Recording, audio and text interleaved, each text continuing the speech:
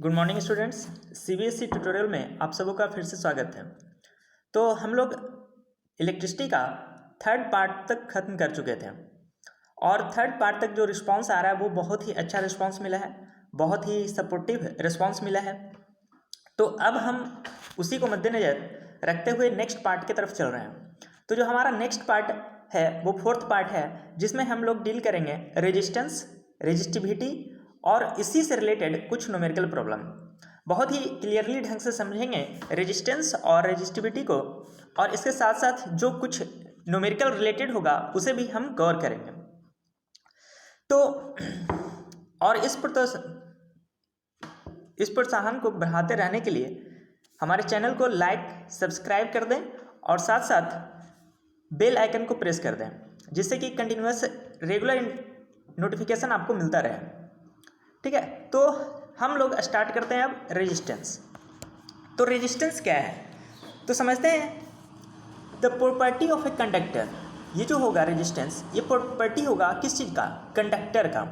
मतलब जो भी कंडक्टर है उसका कुछ प्रॉपर्टी होता है बाय वर्च्यू ऑफ व्हिच, जिसके कारण it opposes the flow of electric current. तो जिसके कारण क्या होता है, ये जो फ्लो है, इलेक्ट्रॉन के फ्लो है, उसको रोकने का काम करता है। दुनिया में जितना भी मटेरियल है, जितना भी कंडक्टर है या फिर नॉन कंडक्टर है, सारा का सारा, ठीक है, कुछ ना कुछ करंट रोकने का प्रयास करता है। चाहे बहुत बढ़िया कंडक्टर भी है, ठीक है, फिर भी वो कुछ ना कुछ इलेक्ट्रॉन को रोकेगा ही। ठीक है, जैसे हम जानते हैं silver is the best conductor of electricity, लेकिन फिर भी उसमें कुछ ना कुछ परसेंट रेजिस्टेंस होता ही होता है। ठीक है, तो ये उसका प्रॉपर्टी है किसी भी मटेरियल का। Through them is called its resistance. ठीक है, और ये जो इलेक्ट्रॉन है वो रुकता है किस कारण से? जो हमारे पास कंडक्टर होता है, वो कंडक्टर में हमारे पास कुछ प्लस, मतलब प्रोटॉन, इलेक्ट्रॉन, ठीक है, इधर उधर घूमता रहता है। तो जब इलेक्ट्रॉन मूव करता है तो इससे क्या होता है, इसको टकराना पड़ता है, जिसके कारण क्या हो रहा है, यहाँ पर जो रेजिस्टेंस है वो क्रिएट हो जाता है, इलेक्ट्रॉन मूव नहीं कर पाता। ठीक है, इसी को हम बोलते हैं क्या? रेजिस्टेंस। ठीक है, और फिर आता है आगे, resistance is denoted by R. इसको हम आर से डिनोट करते हैं, जो रेजिस्टेंस है उसको हम डिनोट करते हैं आर से। और resistance is a scalar quantity, और ये जो क्वांटिटी है एक स्केलर क्वांटिटी है। इसमें सिर्फ क्या होगा? सिर्फ मैग्नीट्यूड होगा, डायरेक्शन नहीं होगा, इसलिए इसको हम बोलते हैं स्केलर क्वांटिटी। इसके बाद आता है यूनिट ऑफ रेजिस्टेंस। रेजिस्टेंस का यूनिट क्या होगा? तो हम ओम्स लॉ पढ़े हैं, तो ओम्स लॉ में होता है क्या? R equal to V by I. ठीक है, तो V डिनोट होता है वोल्ट के लिए, ठीक है, पोटेंशियल डिफरेंस का यूनिट वोल्ट, और I करंट का यूनिट एम्पियर। और यही जो वोल्ट बाई एम्पियर है, ये वोल्ट बाई एम्पियर है, इसी को बोलते हैं क्या? ओम। वोल्ट बाई एम्पियर को ही बोलते हैं ओम। ठीक है, तो जो यूनिट हो जाता है रेजिस्टेंस का वो हो जाता है क्या? ओम। ठीक है, ऐसा unit of resistance ohm. 1 number का ये 1 मार्क्स क्वेश्चन है जो कि हमेशा बोर्ड में पूछता रहता है। ठीक है, तो इसको ध्यान रखेंगे, और जो भी मतलब बताया जा रहा है उसको ध्यान में रखेंगे, ताकि हमारा जो 1 नंबर, 2 नंबर, 3 नंबर का जो क्वेश्चन आता है वो आसानी से क्लियर होता चला जाए। ठीक है, तो इसके अब आगे हम बढ़ते हैं। Factors on which resistance depends. कौन कौन सा फैक्टर है जिस पर रेजिस्टेंस डिपेंड करता है? बहुत इंपॉर्टेंट है। ठीक है, और इससे एक फॉर्मूला भी बन करके आएगा जो कि बहुत इंपॉर्टेंट हो जाएगा। पीछे भी एक फार्मूला पर है I equal to V by R, उस पर कुछ न्यूमेरिकल भी दिया गया था। ठीक है, अब हम पढ़ते हैं किन किन बातों पर ये जो रेजिस्टेंस है वो डिपेंड करता है। तो सबसे पहले क्या आता है? Length of the resistance of conductor. जो हमारा कंडक्टर है, जो हमारा वायर है, कंडक्टर कहने का मतलब वायर, जिससे इलेक्ट्रिसिटी पास करा रहा है। ठीक है, रेजिस्टेंस ऑफ कंडक्टर कैसे डिपेंड करेगा? तो कह रहा है the resistance of a conductor is directly proportional to its length. मतलब आर जो होगा, रेजिस्टेंस जो होगा, वो डायरेक्टली प्रोपोर्शनल होगा लेंथ के। मतलब जितना ज़्यादा लेंथ बढ़ाते चले जाएंगे रेजिस्टेंस हमारा बढ़ता चला जाएगा, और जैसे जैसे रेजिस्टेंस बढ़ेगा हमारे लिए क्या होगा? हानि बढ़ता चला जाएगा, लॉस होगा इससे। ठीक है, जितना कम रेजिस्टेंस रहेगा वो हमारे लिए उतना ही बेनिफिशियल है। इलेक्ट्रिसिटी को कंडक्टर होने के लिए। ठीक है, तो हम जितना छोटा वायर रखें उतना ज़्यादा अच्छा है। ठीक है, फिर तो आर डायरेक्टली प्रोपोर्शनल हो गया किसके, लेंथ के, रेजिस्टेंस लेंथ के प्रोपोर्शनल होगा। इसके बाद आता है area of cross section of a conductor. अब ये एरिया ऑफ क्रॉस सेक्शन क्या होता है, तो हम लोग मैथ में भी पढ़े हैं क्रॉस सेक्शनल एरिया। ठीक है, तो क्रॉस सेक्शनल एरिया हम समझ सकते हैं, जैसे ये मेरा एक सिलेंडर है या फिर पेन ही मान लेते हैं। ठीक है, और इस पेन को बीच से काट दिए, तो बीच से काट दिए तो ये जो सर्कुलर एंड आएगा ये पार्ट, ठीक है, जो गोल हम पूरा किए, ठीक है, उसी को बोलेंगे हम क्या, एरिया ऑफ क्रॉस सेक्शन। या फिर ये हमारे पास पेन है, वीडियो में देख सकते हैं आप, ये हमारा पेन है, तो इसका ये जो फ्रंट पार्ट है इसी को हम बोलते हैं क्या, क्रॉस सेक्शनल एरिया। ठीक है, चाहे सर्किल है तो सर्कुलर, अगर रेक्टेंगुलर है तो रेक्टेंगुलर एरिया हो जाएगा। ठीक है, तो जो भी रहे वो सरफेस जो आ रहा है उसे हम बोलेंगे क्या, क्रॉस सेक्शनल एरिया। ठीक है, तो क्रॉस सेक्शनल एरिया के इनवर्सली प्रोपोर्शनल होता है। ठीक है, क्रॉस सेक्शनल के एरिया के इनवर्सली प्रोपोर्शनल होता है। अब ये इनवर्सली प्रोपोर्शनल कहने का मतलब क्या है, तो इनवर्सली प्रोपोर्शनल कहने का मतलब ये है कि एरिया अगर हम इंक्रीज करते हैं तो रेजिस्टेंस घटता चला जाता है। ठीक है, एरिया अगर हम इंक्रीज करा दें, ठीक है, तो रेजिस्टेंस बढ़ेगा। उसी के उल्टा अगर हम एरिया डिक्रीज करा दें, ठीक है, एरिया डिक्रीज कराएं तो रेजिस्टेंस बढ़ेगा।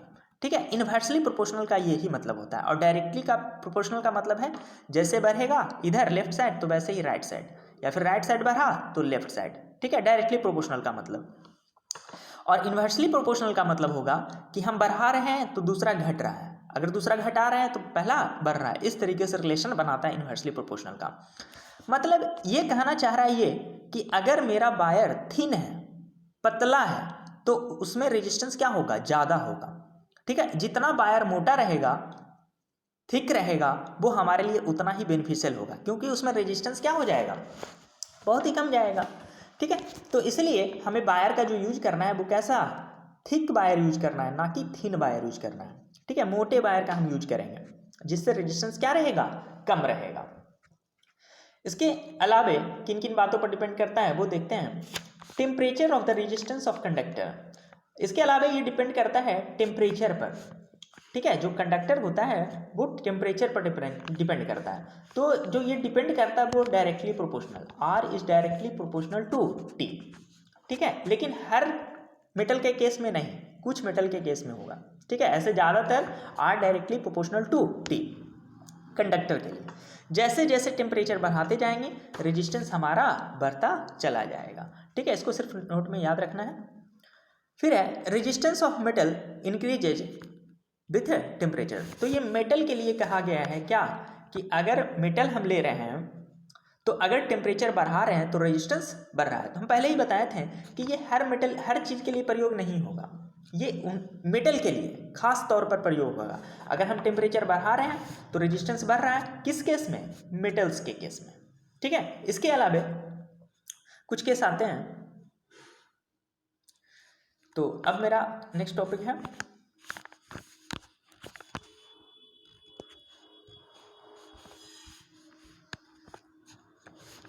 तो आप यहाँ देख सकते हैं एक इक्वेशन मेरा बना था are directly proportional L.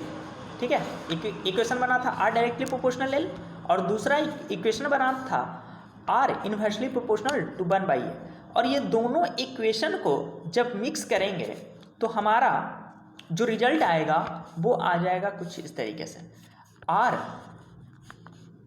Directly proportional length के था into directly inversely proportional to area. जब ये दोनों को मिक्स किए तो हमको रिजल्ट मिला R is equal directly proportional length by area. लेकिन हम पहले भी चर्चा कर चुके थे क्लास 9 में कि जब तक इक्वल का साइन नहीं आता है तब तक हम क्वेश्चन को सोल्व नहीं कर सकते, न्यूमेरिकल बना नहीं सकते हैं। ठीक है, तो उसके लिए क्या करना होगा कि एक कांस्टेंट का प्रयोग करेंगे। तो वो कांस्टेंट क्या होता है, तो वो जो कांस्टेंट है ये इसको बोलते हैं रो। ठीक है, इसको पढ़ा जाता है क्या, रो। और ये एक कांस्टेंट वैल्यू है जिसको हम बोलते हैं रेजिस्टिविटी। ठीक है, ये रेजिस्टिविटी होता है किसी भी मटेरियल का। ठीक है, रेजिस्टेंस और रेजिस्टिविटी दोनों दो चीज़ें हैं।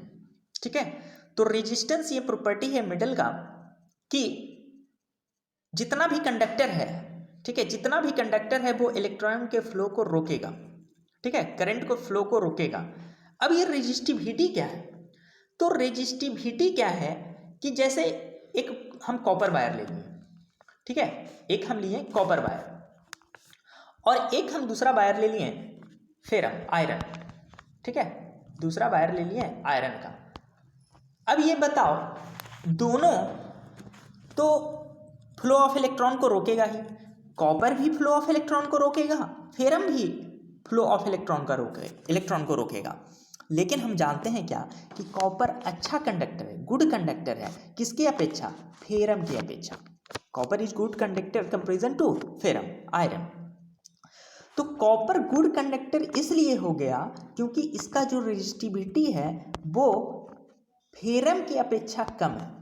जो रेजिस्टिविटी है वो फेरम का कम है, जिसके कारण कॉपर में जो कंडक्टिविटी होगा वो ज़्यादा होगा इलेक्ट्रिसिटी का और फेरम का कम होगा। तो ये जो रेजिस्टिविटी है वो फिक्स वैल्यू सभी मटेरियल के लिए अलग अलग होता है। फिर से, ये जो रेजिस्टिविटी है वो हर मटेरियल के लिए जितना वैल्यू होता है वो सब मटेरियल के लिए अलग अलग वैल्यू होता है रेजिस्टिविटी के लिए। ठीक है, और ये जो वैल्यू है वो हमेशा फिक्स होता है।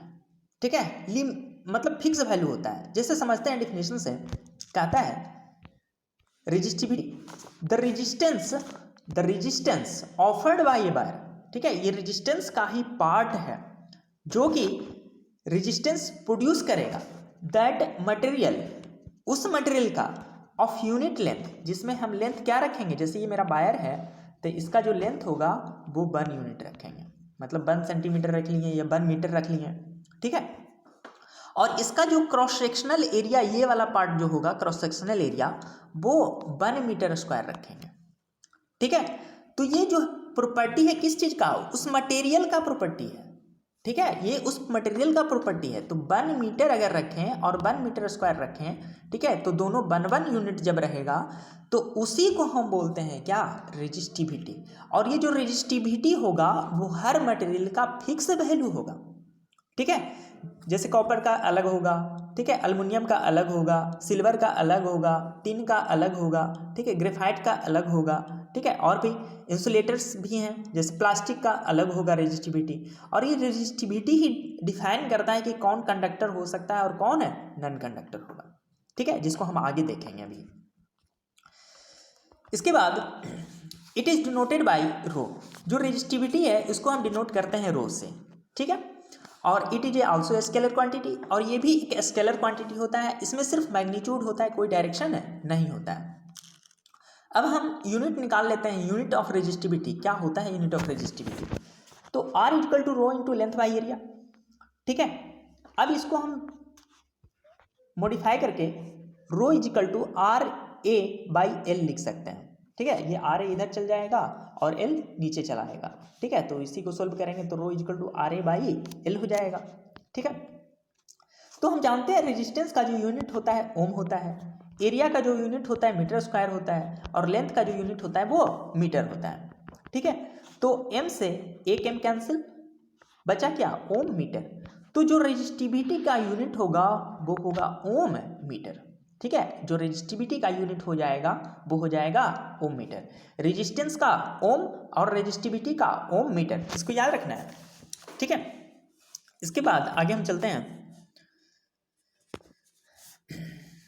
Resistivity depends on it's nature and temperature.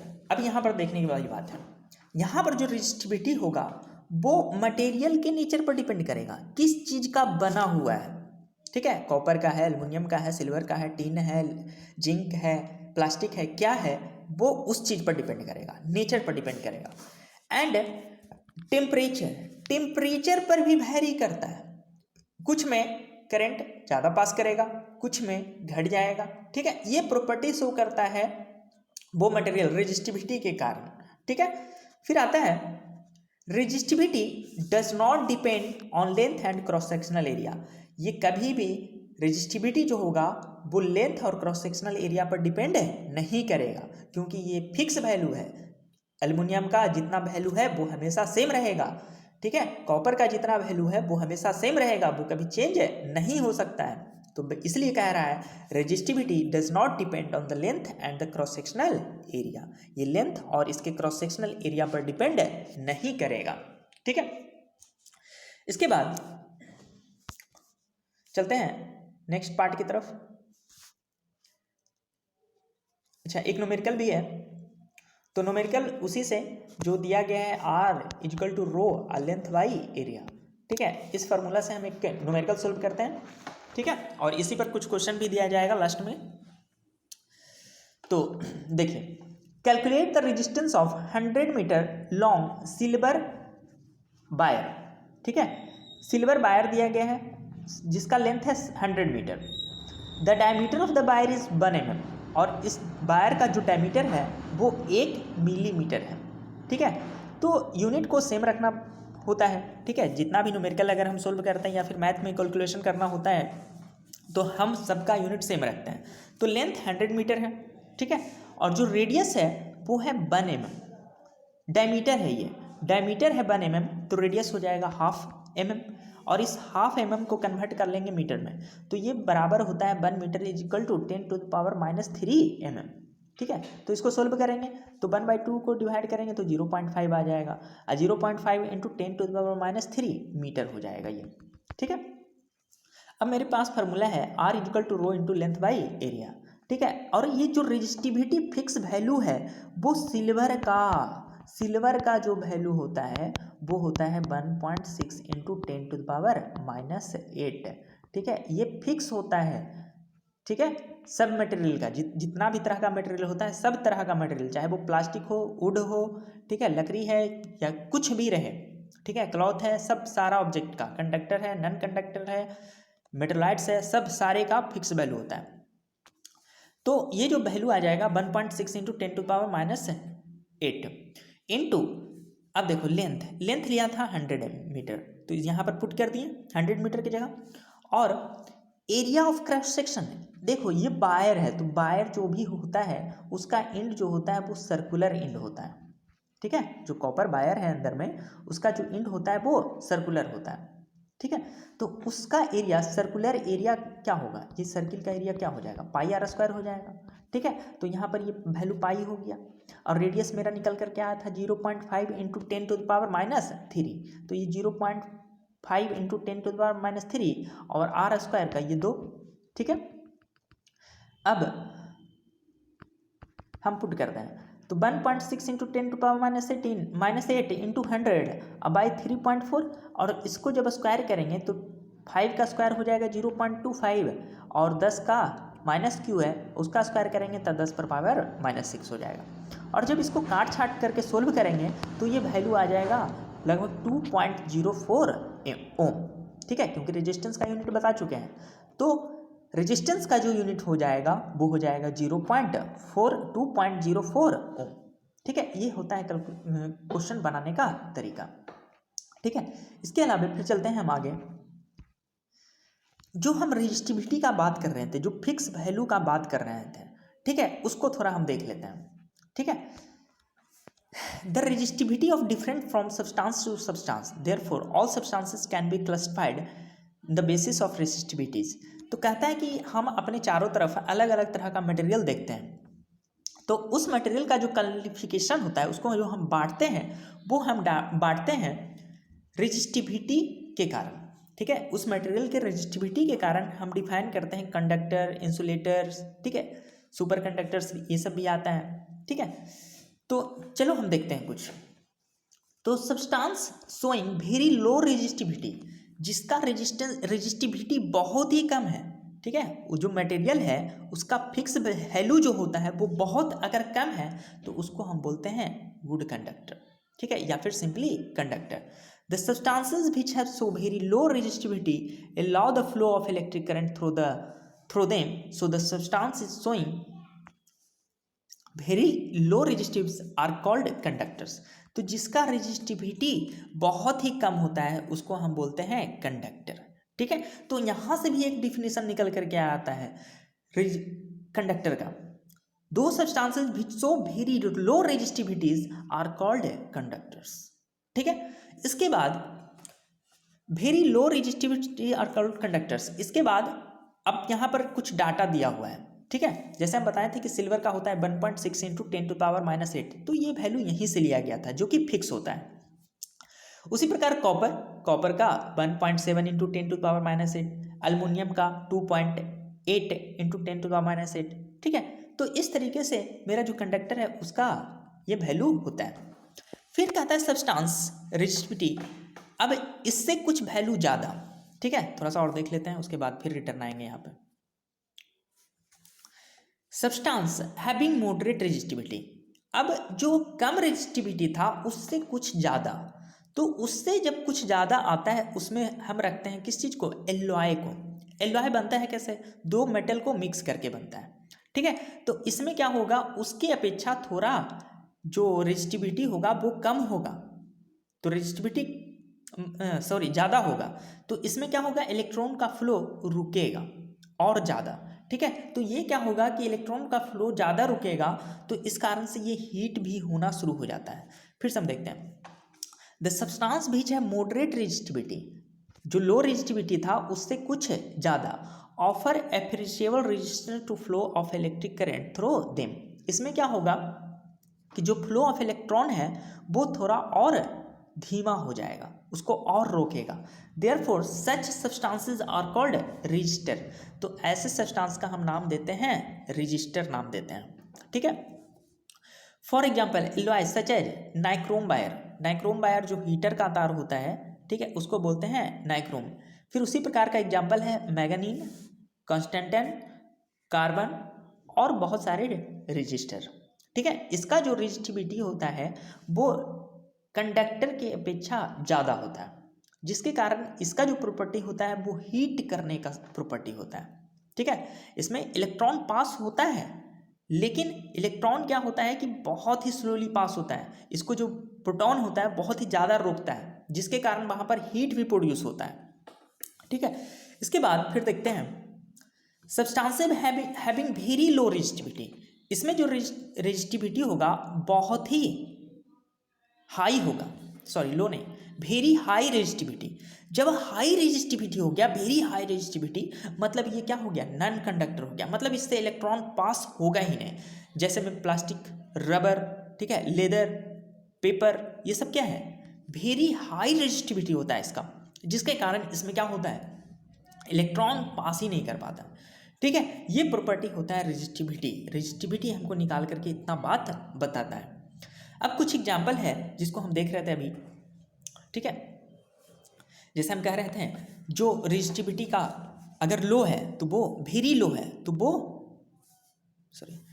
अगर वेरी लो है तो उसको हम रखेंगे रेजिस्टिविटी, अगर बहुत ही कम है तो उसको हम रखेंगे कंडक्टर में। जिसका लो है रेजिस्टिविटी, ठीक है, उसको हम रखेंगे रेजिस्टर में, और जिसका बहुत ही हाई रेजिस्टिविटी है, वेरी हाई रेजिस्टिविटी, तो उसको हम रखेंगे किस चीज़ में, इंसुलेटर में। तो इस तरीके से हम मटेरियल को बांटते हैं। ठीक है, ये हमारा मटेरियल का पार्ट हो गया, तीन तरह का हो गया, कंडक्टर, रेजिस्टर और इंसुलेटर। लेकिन मेनली हमको जो पढ़ना है कंडक्टर के बारे में पढ़ना है। ठीक है, कंडक्टर के बारे में, क्योंकि इलेक्ट्रॉन फ्लो कर रहा है, इसके बारे में जो यूज होता है वो खत्म हो जाता है। और कुछ हद तक रजिस्टर के बारे में भी पढ़ना है, क्योंकि ये हीट प्रोड्यूस करने का काम आता है। ठीक है, तो इसलिए इसके बारे में डिटेलिंग भी पढ़ना है। ठीक है, चलो, इसके अलावे कुछ सब्सटेंसेस और दिए गए थे एग्जाम्पल के तौर पर। कह रहा है कि जैसे नाइक्रोम है, कॉन्स्टेनम है, मैग्नीन है, ये एलॉय है। ठीक है, तो एलॉय होता है क्या, दो या दो से अधिक सब्सटेंसेस को, मेटल्स को मिक्स कर देते हैं। तो यहाँ पर जो नाइक्रोम बनता है वो निकेल, कॉपर, ठीक है, नाइक्रोम जो बनता है वो निकेल, क्रोमियम, फेरम, मैग्नीज, को मिक्स करके नाइक्रोम बन जाता है। कॉन्स्टेनेंट बनता है कॉपर और निकल को मिक्स करके। मैग्नीन बनता है कॉपर, मैग्नीज और निकल को मिक्स करके। ये एलॉय के बारे में हम लोग जानते भी हैं और केमिस्ट्री में बहुत ही डिटेलिंग पढ़ना है इसके बारे में, ठीक है। तो इस तरीके से हम रेजिस्टेंस और रेजिस्टिविटी के बारे में पढ़ें, और इसके साथ साथ हमें कुछ न्यूमेरिकल भी, आप लोगों को न्यूमेरिकल भी दिया जाएगा जिसे हम लोग सोल्व करेंगे, और जिसमें दिक्कत आएगा उसका हम सॉल्यूशन देंगे, ठीक है। तो बारी बारी से हम छोटे छोटे टॉपिक करके पढ़ते जा रहे हैं, ठीक है, और उसका जो भी न्यूमेरिकल्स आ रहा है, उसका जो भी थ्योरेटिकल कंसेप्ट आ रहा है, उसको सारा को दिया जा रहा है, ठीक है। तो अगर ये वीडियो आपको पसंद आया है तो लाइक सब्सक्राइब जरूर करें, और साथ साथ बेल आइकन को दबा दें, जिससे कि हमारा जो भी नया वीडियो आए जिससे आपको नोटिफिकेशन मिलता रहे। और वीडियो को शेयर करें ताकि जो ज़रूरतमंदों के पास पहुंच सके। लॉकडाउन में बहुत ही स्थिति